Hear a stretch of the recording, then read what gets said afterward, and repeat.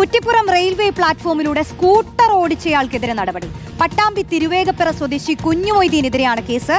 ഇന്നലെ ഉച്ചയ്ക്കാണ് Kuttippuram railway station പ്ലാറ്റ്ഫോമിൽ scooter ഓടിച്ചെത്തിയത്.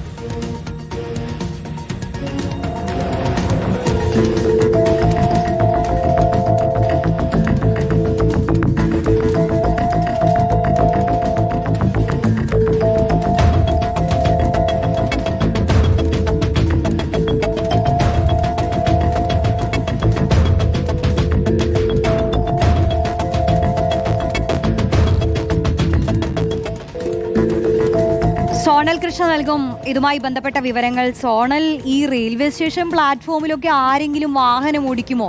എന്താണ് ഇദ്ദേഹത്തിന് പറ്റിയത്? റോഡാണെന്ന് കരുതി വളരെ കൂളായി ഓടിക്കുന്നത് പോലെയാ ആ ദൃശ്യം കാണുമ്പോൾ തോന്നുന്നത്.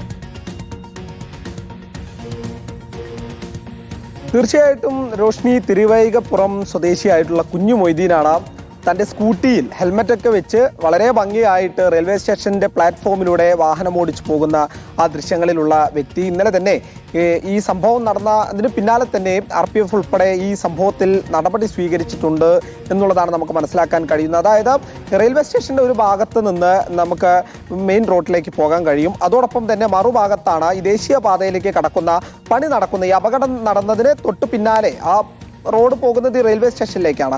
അതുകൊണ്ട് അതിലൂടെ കടക്കാൻ വേണ്ടി ആയിരിക്കാം ഇയാൾ ഒരു പക്ഷേ പ്ലാറ്റ്ഫോമിലൂടെ വാഹനം കയറ്റിക്കൊണ്ട് പോയത് എന്നുള്ളതാണ് നമുക്ക് മനസ്സിലാക്കാൻ കഴിയുന്നത്. എന്തായാലും ഇത് ശ്രദ്ധയിൽപ്പെട്ട അതായത് 2ാം നമ്പർ പ്ലാറ്റ്ഫോമിൽ വരുന്ന ആളുകളാണ് ഈ ദൃശ്യങ്ങൾ പകർത്തിയിട്ടുള്ളത്. ഉടൻ തന്നെ അവർ റെയിൽവേ പോലീസിനെയും മറ്റും ഇതുമായി ബന്ധപ്പെട്ട് വിവരം അറിയിക്കുന്നുണ്ട്. അങ്ങനെയാണ് ഇതാരാണെന്ന് കണ്ടെത്തി കൃത്യമായ നടപടി RPFന്റെ ഭാഗത്ത് നിന്ന് ഉണ്ടാകുന്നത് എന്നാണ് നമുക്ക് മനസ്സിലാക്കാൻ കഴിയുന്നത്. എന്തായാലും ഗൗരവമേറിയിട്ടുള്ള ആ കാര്യമാണ്. അവിടെ ഉണ്ടായിരുന്ന യാത്രക്കാരുടെ ജീവന് ഭീഷണി വരുത്തുന്ന രീതിയിൽ വാഹനം ഓടിച്ചു എന്നതുൾപ്പെടെയുള്ള വകുപ്പുകൾ ചുമത്തിയാണ് നിലവിൽ കേസ് എടുത്തിട്ടുള്ളത് എന്നാണ് നമുക്ക് മനസ്സിലാക്കാൻ കഴിയുന്നത്. എന്തായാലും അനുവാദമില്ലാതെ അത്തരത്തിൽ പ്ലാറ്റ്ഫോമിലേക്ക് വാഹനം കയറ്റുക എന്നുള്ളത് ഗുരുതരമായിട്ടുള്ള പിഴവാണ്.